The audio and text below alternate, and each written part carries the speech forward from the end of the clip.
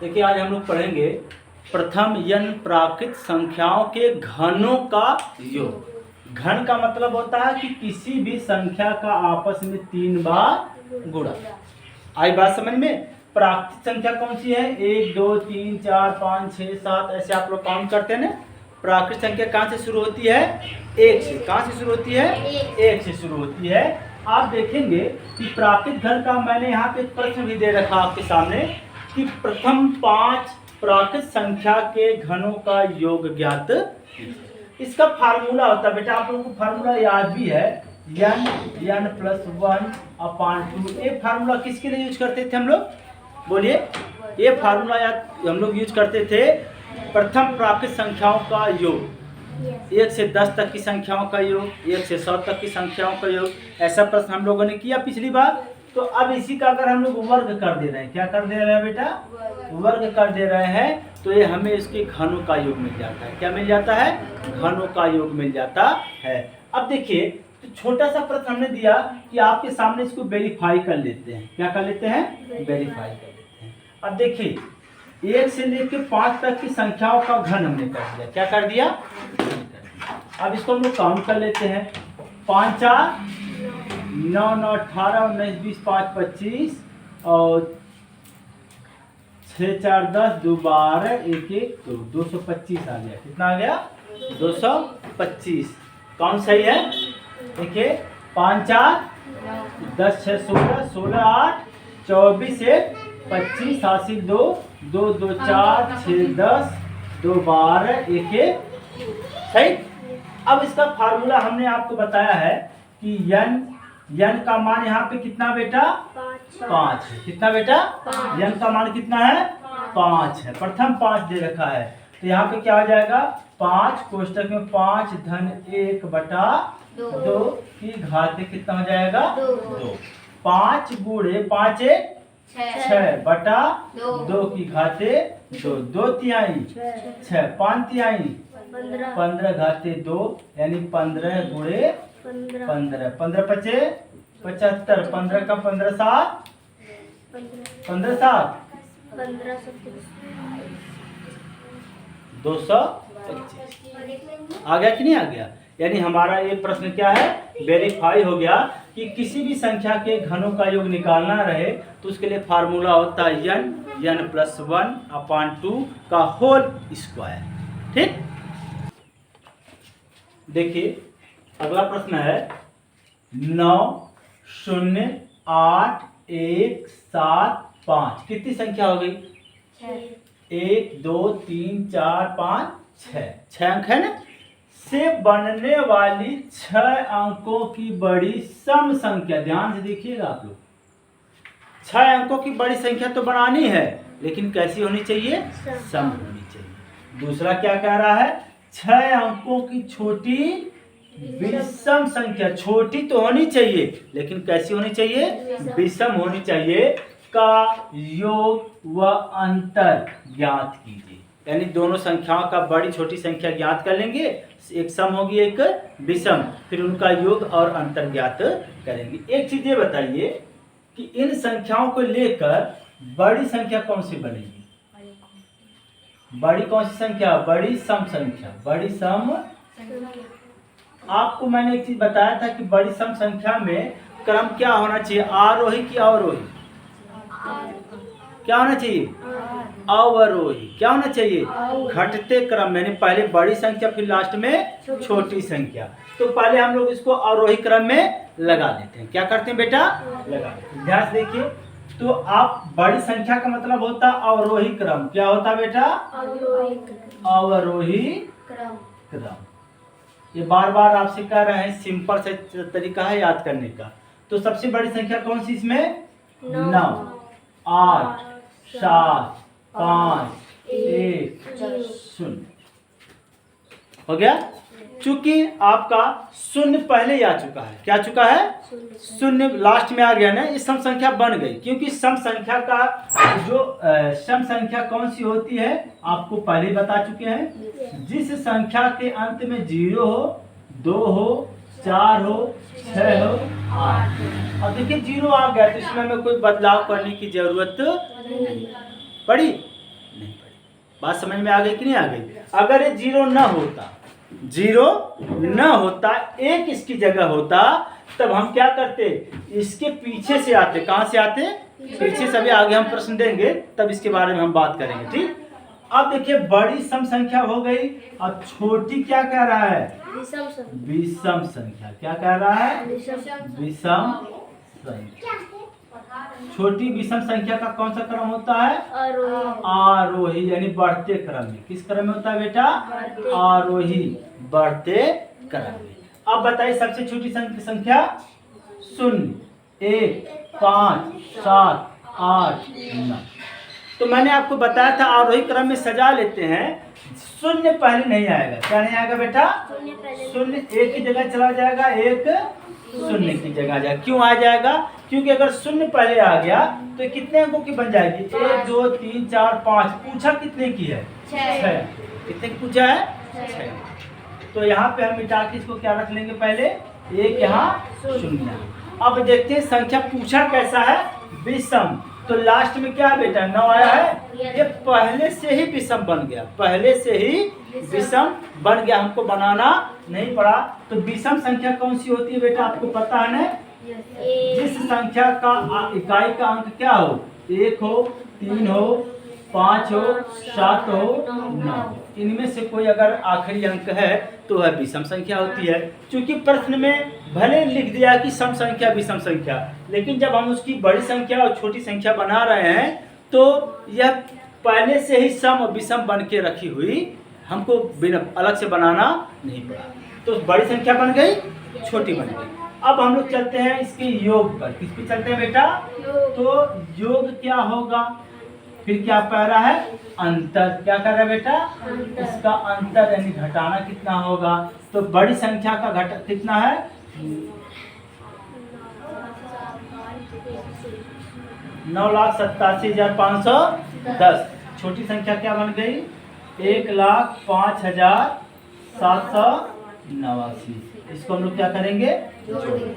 फिर इसी का अंतर भी बेटा 9,87,510, 1,05,789। इसका एक अंतर है। 10 में से 9 जा, यहाँ पे 1 इधर गया था। 10 में से 8 जा, जोड़ है। अरे सॉरी जोड़ है। 9 8 1 9 7 5 12 हासिल 1 7 5 12 1 13 हासिल 1 0 8 8 1 9 9 1 10। ये आपका आ गया क्या आ गया?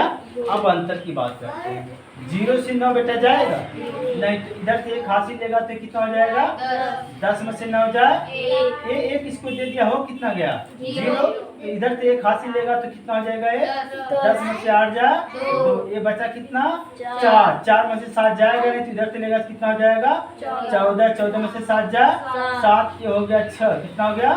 6 में से 5 जाए 1, 8 में से 0 जाए 8, 9 में से 1 जाए 8। देखते हैं विषम संख्या का सम संख्या और विषम संख्या की जो बड़ी छोटी संख्या बनाए तो उसका आ गया इतना। और क्लियर?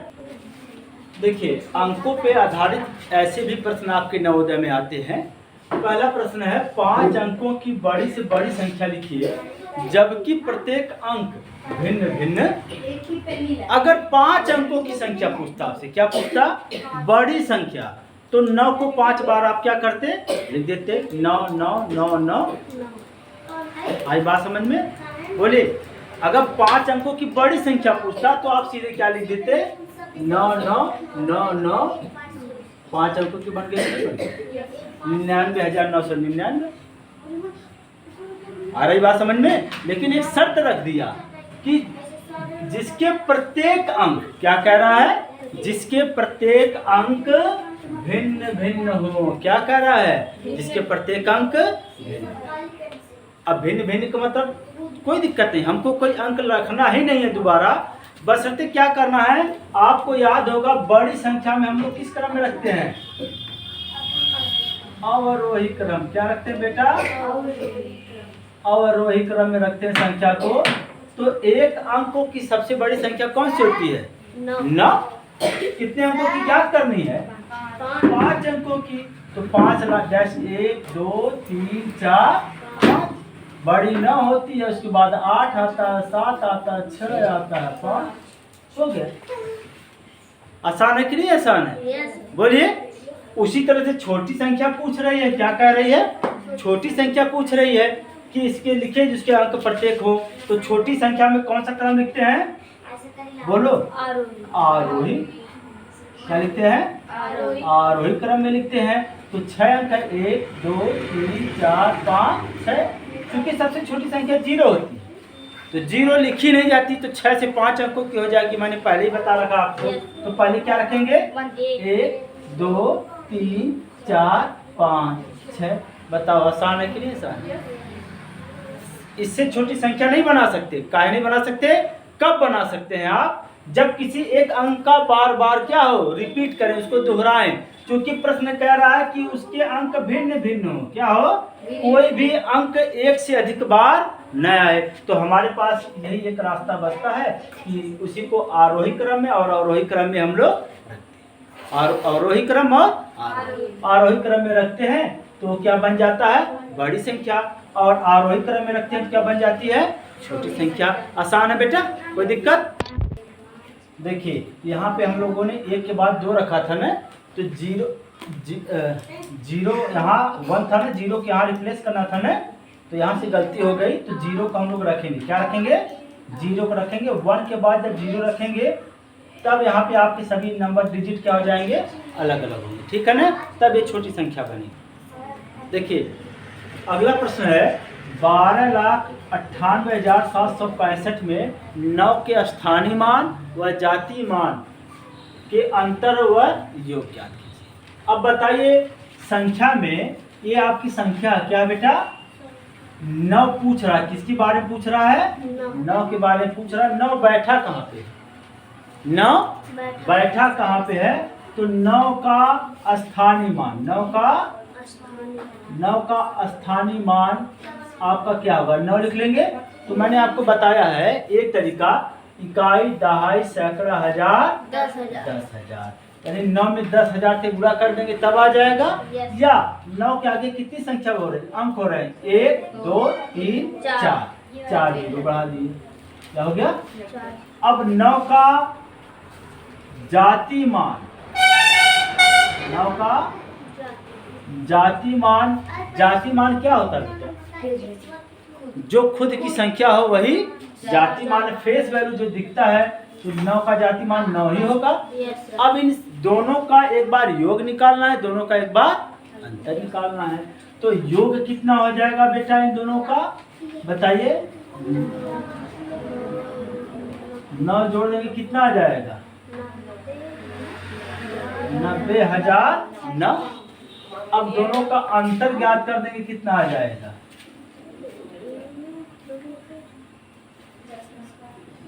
बोलिए।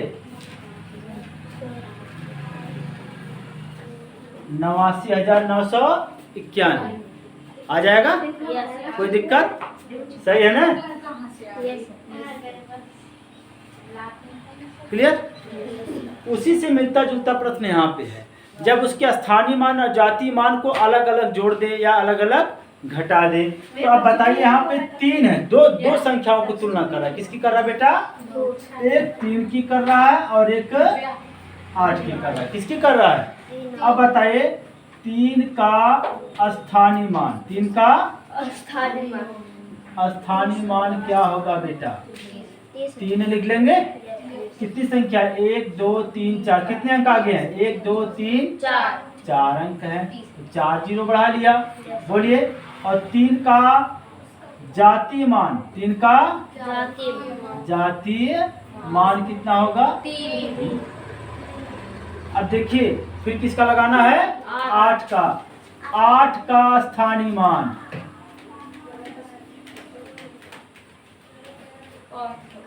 8 के बाद कितने अंक हैं? 2 लिख देंगे। 8 के बाद कितने जीरो बढ़ा देंगे? 2। और 8 का जाति मान कितना होगा बेटा?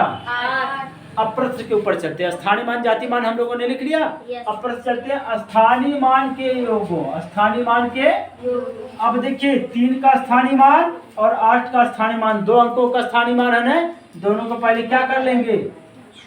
अब देखिए स्थानीय मानों का योग, स्थानीय मानों का बेटा योग। अब पहले का स्थानीय मान कितना आया है 30,000। 3 का स्थानीय मान कितना आया है 30,000 और 8 का 8 8 जोड़ लिया हमने 0 0 8 0। अब देखिए स्थानीय मानों का योग, इसके बाद किसका निकालना है जातीय मानों का योग। जातीय मानों का मम्मी कह रही थी अब बड़ी मम्मी जाति मान हो जाएगा 3, एक हो जाएगा 8, 8 3 कितना होगा, सर घटाना है 8 3 कितना होगा। 11 अब देखिए प्रश्न क्या रहा कि स्थानीय मानों का योग और जातीय मानों का योग का अंतर। बात समझ में आ रही है ना। ध्यान से देखिएगा, ये नहीं कि एक तो जाति मान निकाली तो इसका स्थानीय मान को घटा दी, तो 3 को घटा दिया 8 को घटा दिए। जाति मान का योग अलग निकालो, स्थानीय मान का अलग निकालो, फिर उन दोनों का अंतर पूछ रहा है। तो दोनों का अंतर क्या लिखेंगे, दोनों का अंतर। दोनों का अंतर बेटा देखो 30,800 में से कितना घटा देंगे 9, 9 में से 1 जा 8 7 0 3। यही हमारा क्या आ गया, उत्तर आ गया। क्या आ गया, क्लियर, कोई समस्या।